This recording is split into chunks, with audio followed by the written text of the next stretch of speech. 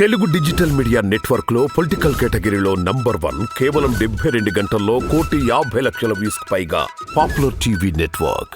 ఇప్పుడు కాంగ్రెస్ కి ఎన్ని సీట్ల వరకు వచ్చే అవకాశం ఉందంటారు?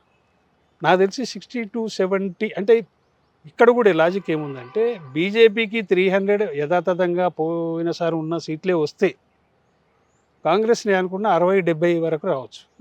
ఇప్పటి వరకు వాళ్ళకి 52-53 ఉన్నాయి.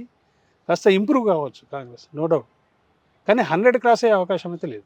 ఓకే, 100 బిలోలా 100 దాకా పోవాల్సిన అవసరం లేదు. కానీ 60-70 మధ్యన ఉండే అవకాశాలు ఎక్కువ వరకు ఉంటాయి. 70 మ్యాక్సిమం ఉన్నాయి అనుకుంటే 70-75 అట్లా రావచ్చు.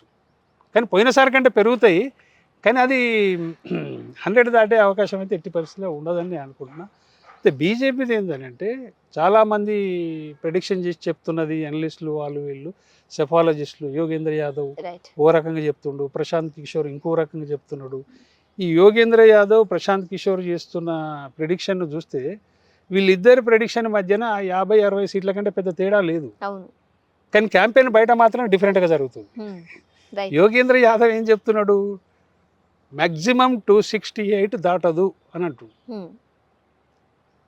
ప్రశాంత్ కిషోర్ ఏం చెప్తున్నాడు, మోస్ట్లీ వాళ్ళ గతంలో వచ్చిన సీట్లే 300, 305, 310, 310 లోపల 10 అటు ఇటుగా రావచ్చు అని చెప్తుండు. What is the difference between వీళ్ళిద్దరి మధ్యన ఏమున్నది? ఒక 50-60 సీట్లు ఉన్నాయి. 50-60 కూడా లేవు, 40-50. దీనికి దేశం అంతటా పెద్ద క్యాంపెయిన్ జరుగుతుంది. ఇప్పుడు నేను చెప్పినా కదా, యోగేంద్ర యాదవ్ 150 వస్తున్నాయి అని చెప్తున్నాడు అని ఒకటి సోషల్ మీడియాలో రాస్తాడు. పాపం ఆయన చెప్తుంది 268. ఈ యాంటీ బీజేపీ వాడెవడైతుంటాడో అతను సోషల్ మీడియాలో ఏం రాస్తుండే, 150 వస్తున్నాయంటే యోగేంద్ర యాదవ్ చెప్పిండారు రాస్తాడు. పాపం యోగేంద్ర యాదవ్ 268 వరకు వస్తాయని చెప్తున్నాడు ఆయన. ఇతను ఏం చేస్తుండో దాన్ని ఆసరా చేసుకొని 150కి మించవట. ఇంకో గమ్మత్ ఏంది ఇక్కడ మేడంలా, ఇప్పుడు యోగేంద్ర యాదవే ఉన్నాడు. ఆయన ఏం చెప్తున్నాడు, టీవీ ఇంటర్వ్యూలలో కూడా చెప్తున్నాడు. ఏం చెప్తుండంటే ఎన్డీఏ బలం తగ్గబోతుందని చెప్తుండే కానీ పెరుగుతుంది ఎవరిదనేది చెప్తలేడు. అంటే ఒక రకమైన షాడిస్ట్ ఎనలిజమే అది. ఎట్లా అనండి, ఇప్పుడు బీజేపీ అది పొలిటికల్ పార్టీ, 400 చెప్పుకుంటూ కూడా 500 చెప్తుంటాడు. నీదేం పోయింది చెప్పుకొని, ప్రజలైతే గెలిపియాలి కదా. ఇప్పుడు 400 చెప్పారు. దాన్ని నెగటివ్గా క్యాంపెయిన్ చేసే ప్రయత్నంలో యోగేంద్ర యాదవ్ ఉన్నాడు. ఆయన ఏం చెప్తాడు, बिहार में 10 कम हो रहे, యూపీ మే 20 కమ్ హో రహే, వహా పే ఏ కమ్ హో రహే, ఓ కమ్ హో రహే అని చెప్పుకుంటూ వస్తుండు. కమ్ హో రహే అని చెప్తున్నావు కానీ అది ఎన్ని సీట్లు గెలుస్తుందో చెప్తలేడు. ఒకటి. రెండోది, కమ్ హో రహే చెప్తుండే కానీ ఎవరికి వచ్చి ఎవరు ప్రభుత్వం ఏర్పాటు చేస్తారో చెప్తలేడు. It is totally sadist analysis. నువ్వు ఎవరు గెలుస్తున్నారు, ఎవరు ప్రభుత్వంలోకి రాబోతున్నారో చెప్పాలి, అది చెప్పడం లేదు. బీజేపీకి ఎన్ని సీట్లు తగ్గుతున్నాయనే చెప్తుండే తప్ప ఎవడు అధికారంలోకి వస్తాడని చెప్తాడు.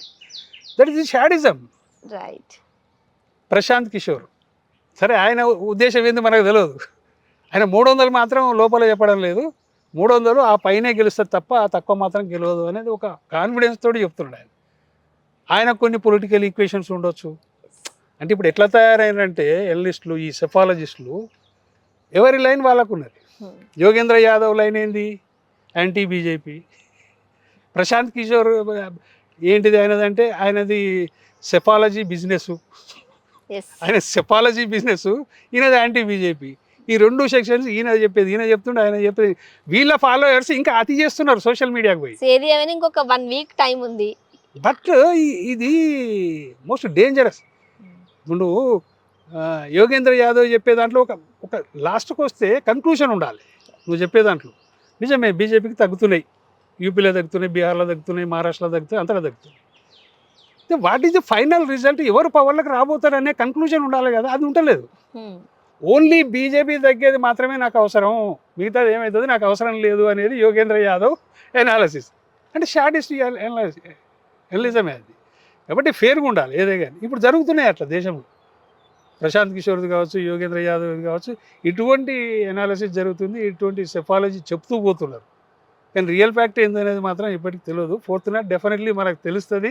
వెయిట్ చేయాలి. యోగేంద్ర యాదవ్ కరెక్టా లేకపోతే ప్రశాంత్ కిషోర్ కరెక్టా? ఇదంతా కాదు, ప్రజలు ఏమనుకుంటున్నారు అనేది మాత్రం బయటకు వస్తుంది. ఎగ్జాక్ట్లీ అదే జరుగుతుంది. Thank you so much. Thank you.